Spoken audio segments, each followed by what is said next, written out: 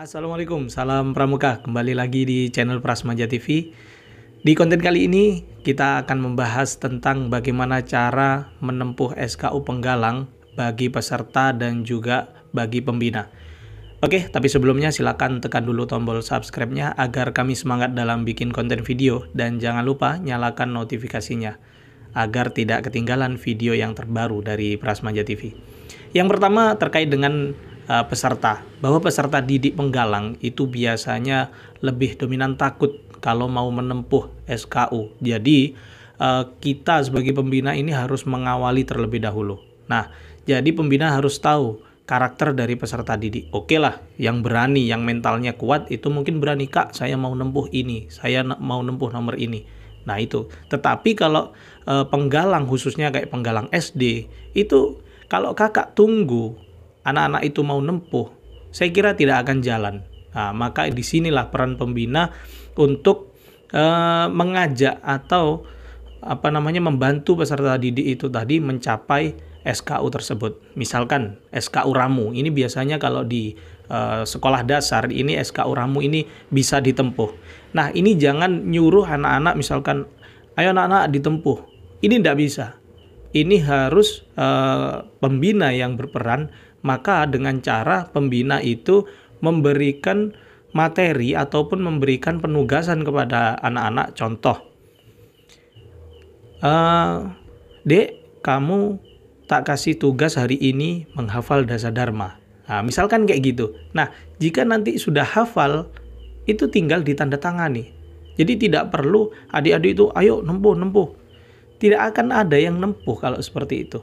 Nah, misalkan tentang poin menghafal sandi morse, kasih saja tugas. Adik-adik, hari ini kakak kasih tugas menulis sandi morse. Misalkan teks Pancasila dirubah ke bentuk morse, dikumpulkan besok. Nah misalkan ini juga sudah dikatakan menempuh. Nah ini, jadi jangan memperberat adik-adik untuk menghafal simapur A titik strip B strip titik. Adik-adik tidak akan hafal-hafal. Maka dari itu, disinilah peran pembina harus memudahkan adik-adik, khususnya di penggalang SD.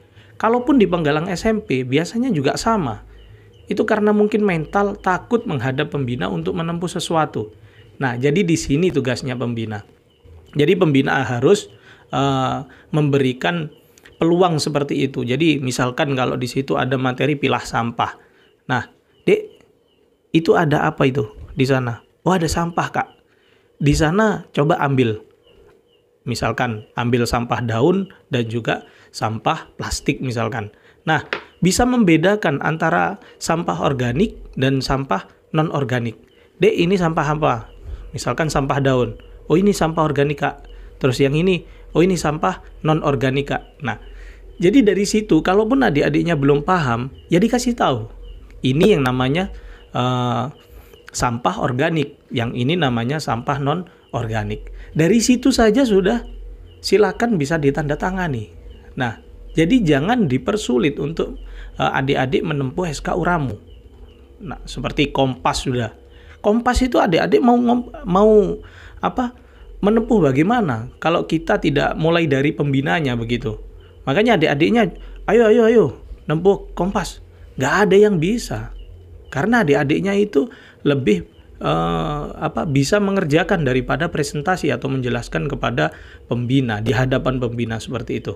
Maka di sini peran penting untuk pembina membantu adik-adiknya. Misalkan kalau mau menempuh Kompas, dia ditanya saja, Dek, kemarin kan kakak sudah menerangkan tentang Kompas. Kompas ini kalau arah ke barat berapa derajat, kalau ke timur berapa derajat, kalau ke utara berapa derajat, kalau ke selatan berapa derajat. Gitu saja. Kalau dia hafal, ya tinggal ditandatangani. Kalaupun tidak hafal, ya diajari di situ sampai hafal. Di situ boleh ditandatangani. Nah, jadi jangan mempersulit. Kalau kakak mempersulit lagi, dia akan bosan. Kalau sudah bosan, dia akan nggak mau lagi menempuh. Pramuka tidak asik lagi. Selain permainan-permainan dan lain sebagainya. Jadinya pramuka tidak asik lagi bagi anak-anak karena menempuhnya sangat sulit dan membosankan. Nah ini, perlu diperhatikan pembina-pembina kalaupun mau membantu adik-adiknya menempuh SKU penggalang. Itu lain lagi dengan SKU penegak dan lain sebagainya. Mungkin berlaku juga untuk siaga. Nah, ini jangan sampai siaganya yang ayo nempuh, ini nggak akan bisa. Tapi disuruh maju, hafalan dan lain sebagainya. Itu. Jadi pembinanya dulu yang harus aktif. Nah, itu. Dan bagi peserta didik yang berani, nah ini harus berani semua. Karena tidak akan dihukum lah sama kakak-kakaknya, tidak akan dihukum. Jadi jangan takut. Ini bagi peserta didik ya. Bagi adik-adik yang masih penggalang, silakan nempuh kepada kakak-kakaknya, dihafalkan. Kalau di situ soalnya tentang kode kehormatan. Nah, adik-adik disuruh hafalan Dasar Dharma, hafalan Trisatya itu. Nanti kalau sudah hafal, pasti adik dapat tanda tangan. Nah, itu. Terus disuruh menghafal struktural RT RW-nya, siapa Pak Kampungnya, siapa kecamatannya, siapa bupatinya, itu ada di SKU nomor 12 kalau nggak salah. Terus ada lagi SKU Ramu nomor 27, dapat baris berbaris. Nah, ini kalau kalian sudah mengikuti PBB, sudah diajari PBB, kalian berhak mendapatkan tanda tangan. Silakan minta saja ke pembinanya, Kak, saya sudah pernah mengikuti PBB. Minta saja tanda tangan. Jadi gak usah sungkan-sungkan. Itu ya. Jadi bagi pembinanya, ya silakan dikasih tanda tangan itu. Jangan lagi, ayo PBB silakan dipraktekkan lagi. Oke, boleh. Tetapi jangan dipersulit lagi begitu. Sehingga kalau anak itu sudah mengikuti PBB, materi PBB, ya sudah, tanda tangani saja. Sehingga anak itu tadi tidak bosan seperti itu. Loh, bagaimana kalau belum hafal? Ya ini tuh proses begitu. Yang penting pendidikan kita itu bagaimana caranya senyaman mungkin untuk anak-anak, semenyenangkan mungkin untuk anak-anak. Nah, jadi seperti itu. Sehingga kita sebagai pembina ini ya harus kreatif. Sehingga anak-anak ini bagaimana caranya tidak bosan terhadap penempuhan SKU ini tadi. SKU itu penting ya, karena harus naik kelas. Nah, ini kalau bahasa kelas itu naik kelas. Kalau bahasa sekolah ya, naik kelas 1, naik kelas 2, kelas 3. Nah, di pramuka ada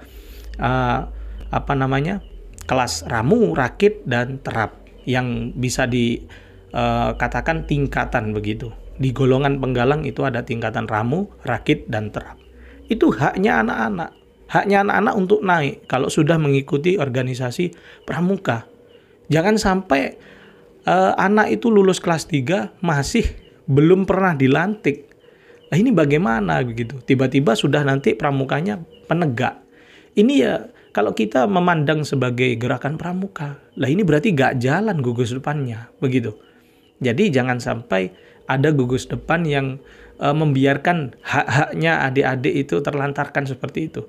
Maka sebagai gugus depan harus bisa memberikan kepada adik-adik hak-haknya itu tadi.